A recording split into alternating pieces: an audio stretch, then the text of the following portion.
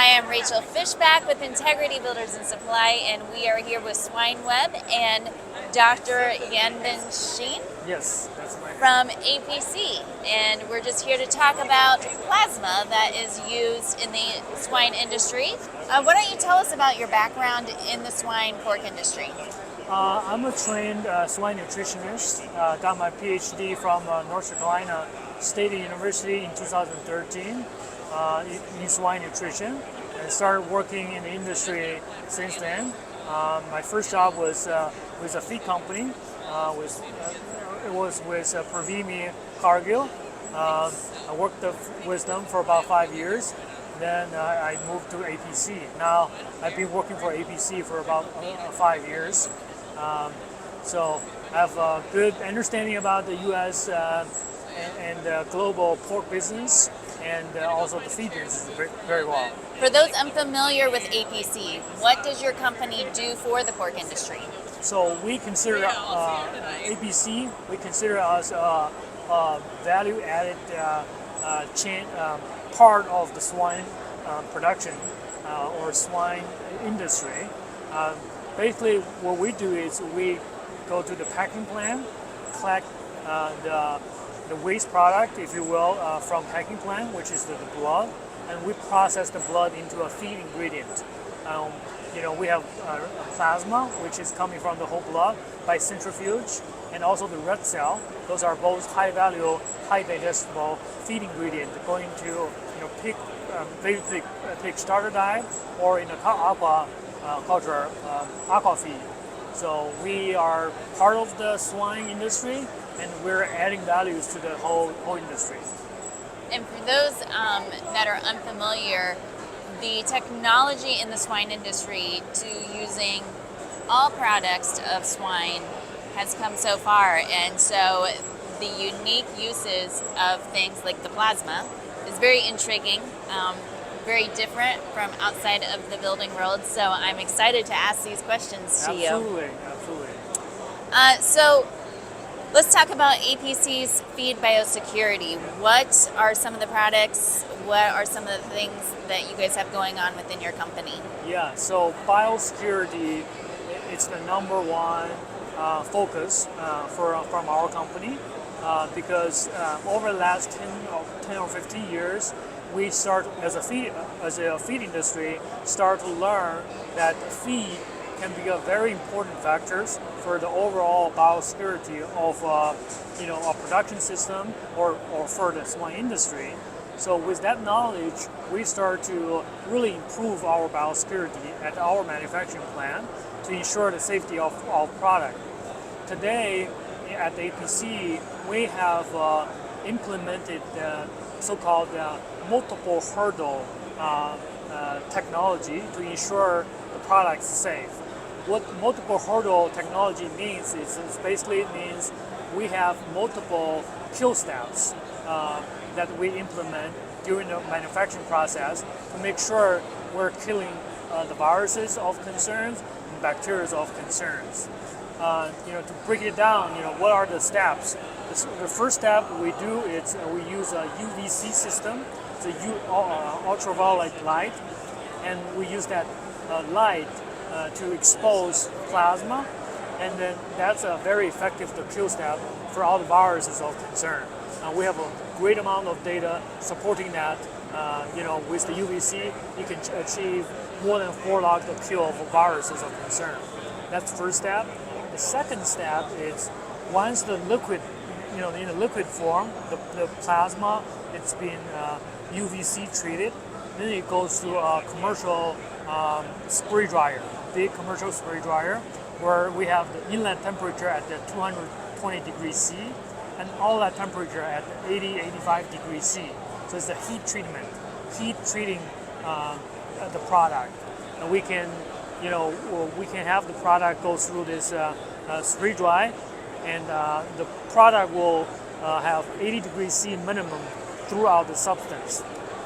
Why that 80 degrees C is very important is because in the European directives or regulations, they specifically require or recommend ingredient if you treat it to 80 degrees C throughout the substance, it is an effective step to kill very hardy viruses like ASF, CSF, and other viruses. So that's another step. So someone who is not in the pork industry or just a consumer of pork, why is it important that we are killing these viruses? Primarily, this is because over the last, as I said, over the last 10 or 15 years, the feed industry started to learn a feed can be a carrier for viruses, right? We're feeding the pigs with the feed. We want to make sure that the ingredients we use to make feed are free of viruses, that we can protect the health and welfare of the animals that we're feeding them. So for us, APC as a feed ingredient manufacturer, we really try to be the best in class to make sure our product it's not contributing to the virus transmissions on farm. What are some of the best applications that APC has going or suggests? Plasma proteins, pork or bovine plasma proteins, we think it's the best feed ingredient for baby pigs. We have, over the last 4 decades, we have fed over 1 billion of piglets worldwide. It has continuously showing, with the genetic changes, the production changes, but the piglet continue to respond to plasma. We just had a study finished at NC State this year. We were comparing plasma proteins with soy protein isolate, and we saw 72% improvement in gains, 36% improvement in feed intake in the first 10 days when we were feeding them with plasma. So plasma by far is the best ingredient for baby pig. That's our largest application today for plasma. We also have plasma going into pet food and also some milk replacer for dairies as well, especially in the U.S. Because plasma has high IgGs in it. For the dairy milk replacer, it's a very excellent protein source, boosts their immunity as well.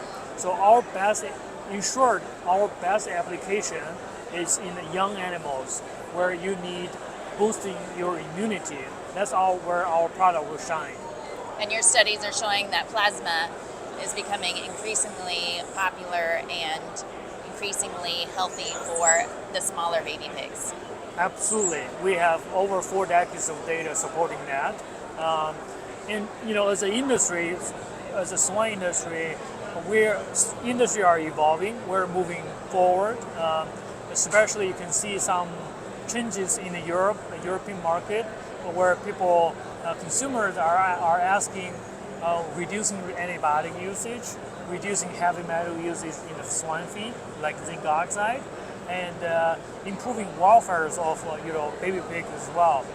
In those market, we saw significant more sales of our product into those markets because our product helped to boost the immunity of those baby pigs, so that they require less medications and less issues, less diarrhea, better welfare as well. So yes, industry is evolving, and we are providing higher value today to the baby pig compared to years ago. Are you finding in your studies any certain disease that is being treated by this over another disease, or are they all just universally building up the immunity of a pig? We have done quite a bit of challenge study in the past, not only in pigs but also in calves, even in aquaculture too. But majority of the challenge study was in pigs. We have challenged the pig with different pathogens, like E. coli, which is a bacterial pathogen, and Salmonella, that's a bacterial pathogen as well. Not only bacterial pathogen, but also like PRRS and PCV2, those kind of viral challenges as well. So what we have accomplished in those challenge studies is we have shown that if you challenge the pigs with a pathogen, bacteria or virus, it can cause pigs to have diarrhea, reduce intake, things like that. But by feeding plasma, because it's an immune modulator, it can help pigs to reduce the severity of that challenge, help them to get back to normal much more efficiently, because it boosts the immunity of those animals. So to answer your questions, we have the effect of plasma is not only on one single challenge. It works, wider range of challenges that pig producers are facing today. So, Dr. Yanbin, why is plasma good in the swine diets? Plasma is a mixture of functional proteins. Think about plasma basically coming from the blood from a pig or from a cow, right? I consider the blood of any beings or animals are the gold, liquid gold in their body, because the blood are carrying out very important immune functions. It contains high in immunoglobulins that will help animals to fight against pathogens. It also contains some other proteins like lysozyme or transferrins. Those proteins will attack bacteria. Lysozyme will do that. Transferrin is a protein that binds with iron. If bacteria, they like iron. If you have some iron, bacteria will grow much quicker, right? This protein can bind iron. In turn, will reduce the growth of bad bacteria in the GI tract. There are other factors, protein factors in plasma as well. For example, like cytokines from the immune system has a very important regulatory effect on the immune system. So all in all, you have this plasma material from animals can really interact with the immune system with the animals, in turn help them to become more healthy and more efficient. That's why we're seeing that good applications in piglet diet. What sanitation protocols do you have for plasma at the APC facilities? We have an enhanced biosecurity system at APC facility. I've touched a little bit on this when we were talking about biosecurity. In our manufacturing process, we have three kill steps for the plasma. That's UV and spray dry and holding the product, right? And you can imagine our products being processed very similarly as milk. The product we got, the raw material we got, was from the slaughter plant. They are transported, they're collected into an enclosed system at the packing plant, and we transport those liquid plasma using liquid tanker, very similar to the dairy milk tankers. We transport them to our facility, and in our facility, everything is enclosed. So you can basically we process the product very similar to what milk industry are processing their milk product. It's an enclosed system. There's no cross contaminations of the product with the outside environment and the final product. So that's on the product, right? But also we have enhanced biosecurity so that our manufacturing plant is separated into two what we call it area, but actually it's different sections at our manufacturing plant. We call it wet area and dry area. The wet area is where the liquid tanker will park. We'll unload the raw liquid plasma, and we have designated personnel, tools, and employees working in that wet area. In the dry area, that's completely separated from the wet area, and we have separate employee tools in the dry area. The reason why we do that is we want to reduce the potential cross contamination from wet and to dry. Although, as I was explaining to you, we call it the wet area, but because the blood is being processed all in the tube, right? In the enclosed system, the wet area is not actually wet. It's very clean as well. But because we try to be the best ingredient in terms of biosecurity, we have enhanced our biosecurity at our plant. And what is the 14-day drying time? Can you expand on that? Yeah, that's a 14 days holding time. So after the liquid plasma go through the spray dryer, they become a white powder, right? White powder.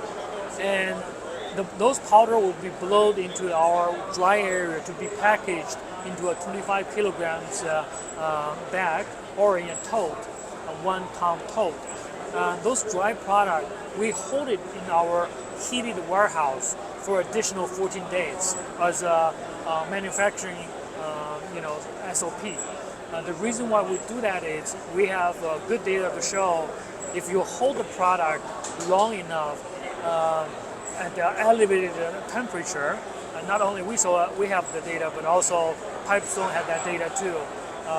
Holding the product at the elevated temperature, room temperature, for 14 days is a very effective way to ensure,